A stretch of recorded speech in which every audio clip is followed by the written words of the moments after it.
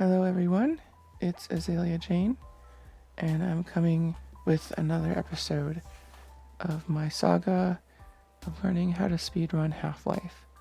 It has been a minute since I did one of these, and in that time I've been running and practicing and having a nice time sort of refining my run. I haven't finished learning the run yet.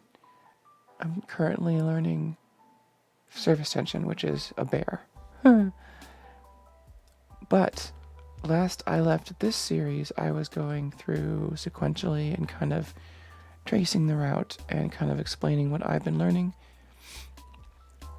and sort of laying out the basics of the run, or at least my preliminary run. So last we left off, we were about to start the bulk of On a Rail. In the last episode, we got up to this little ledge here by using those trip mines, and now we're up here. So most runners will start off with doing a B-hop sequence right there, but it's tricky because you'll get damaged by that surface there. So, as a beginner, I kind of just tend to walk through here, and try to avoid too much damage from the stuff. Normally runners would get some speed and just sail over this whole water here, but I'm not there yet. So, and ideally you would either just B-hop, like you would jump over this whole water thing, or like bounce once on the rail, but I'm just going to go through the water. So there's a marine, gotta shoot it pretty quick. Now a lot of runners will just skip this weapon, but since I'm going slowly through this right now and still not very good at it, I'm using a different strategy from what I will probably use eventually.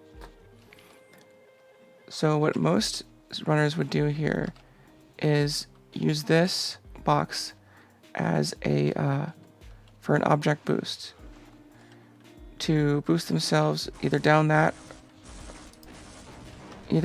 direction or that direction. This way is a little shorter, but a little harder to do. Let's see if I can just sort of demonstrate it for real quick.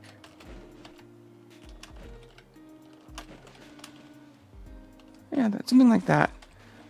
And I kept a lot of that speed because I have auto jump on. It's going to be a lot harder when I try it without. But anyway, so that's the idea there.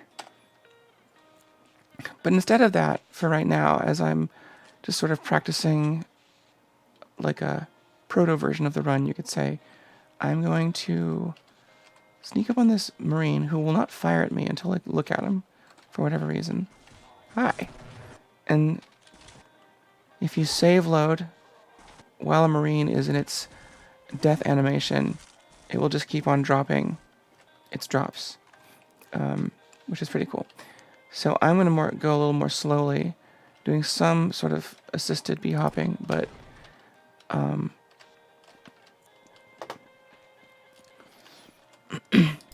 using these SMG grenades to sort of scare enemies and keep them from firing at me, which is why I did the ammo duplication glitch earlier.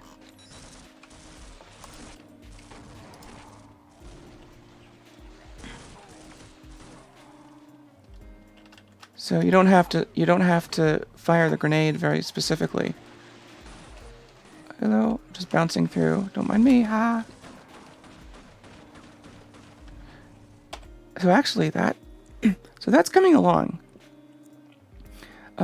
This still has a lot of work, obviously, but I've been able to streamline it a little bit. So anyway, right here you can duck under here. You can also use the 4 FPS trick, which is where you run into the trip mine and change your FPS to 4 just at the right time. Often doesn't work. It worked that time. But I've just been ducking under here because it's reliable and not that much faster. So you throw the grenade that way to kill that. Usually kills the Marine. Oh, hi, I can do this. And then here we are. Thankfully here there's some supplies. You can fill up on that energy through the wall. Now right here, a lot of more advanced players will use a grenade boost to, you know, propel themselves through that tunnel, but I'm just gonna go at a relatively leisurely pace. Just sort of trying to bounce along and maintain a decent speed.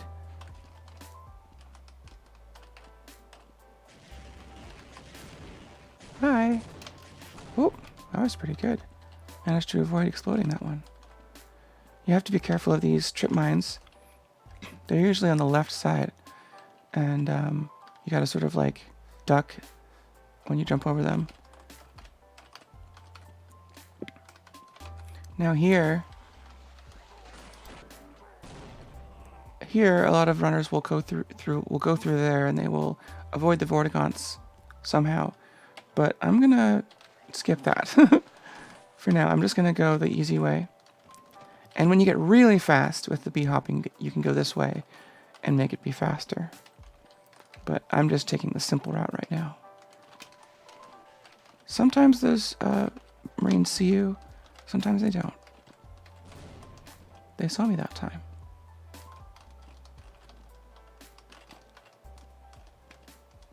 Here we have that little Marine nest over there we can completely skip, except you want to get to this side to the right, because that gunner will start shooting. Oop, hi. Yeah, doing wall strafes in here is kind of hit and miss because they're often these weird little borders that keep you from doing it. Anyway. Now normally in here, you'd need to grab one of the satchels and put it on here and let it explode the explosives up there. But it turns out there's a way to avoid that. You just have to fire... you have to fire a double shotgun blast just at the right time. And then you have to move right away because you can get stuck right there.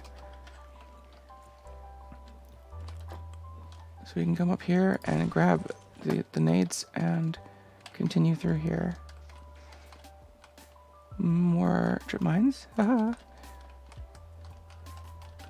here is those Marines that pop out of the box. I'm killing them rather than skipping them to grab the SMG grenades here, because I like having lots of them.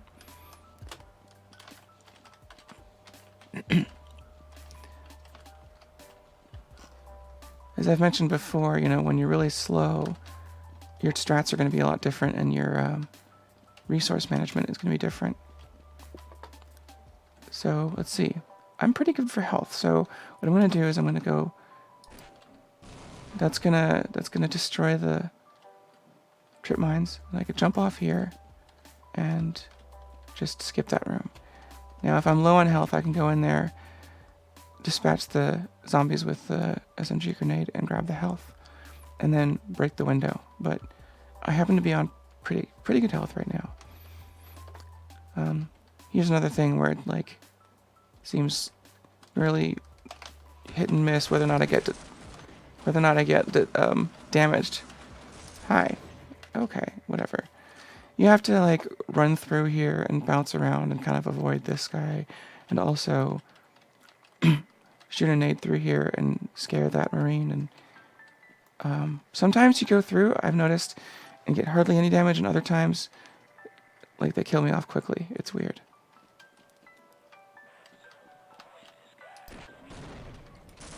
That was disappointing. Ooh, there we go. So here's the rocket outside the rocket. That's not satisfying. I like to jib them both. Like that. Perfect. Okay, off we go into the rocket.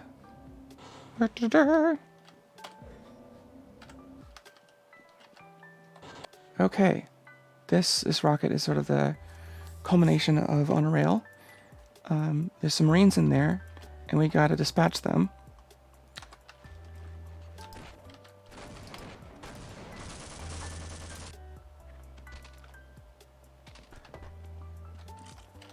And then you can take care of the fact that you can activate switches through walls and jump up here. Let's see if I got this.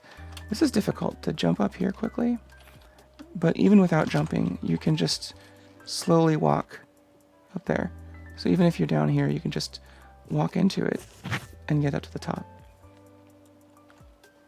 Whoop. But sometimes what I'll do is dispatch the Marines, come back in here, make a save, and then just practice like a sequence that gets me up there. Like, you gotta like land right on that, and to do that you have to like, yeah, it's tricky. But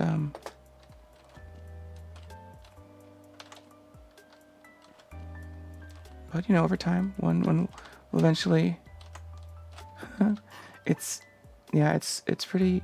very tricky, and so it's a bit of a challenge, doing both, like coming in here, dispatching Marines, not getting hit too much, getting up here and hitting the switch. Anyway, let's hit the switch. Let's do this. Boom. Okay. Now, this gives us like a 20-second or whatever it is countdown before we can leave. And so a lot of people will come through here if they're low on health and bomb these. Yep, hostile indeed. And you can get health through there. You'd only need up to 85 though, because there is a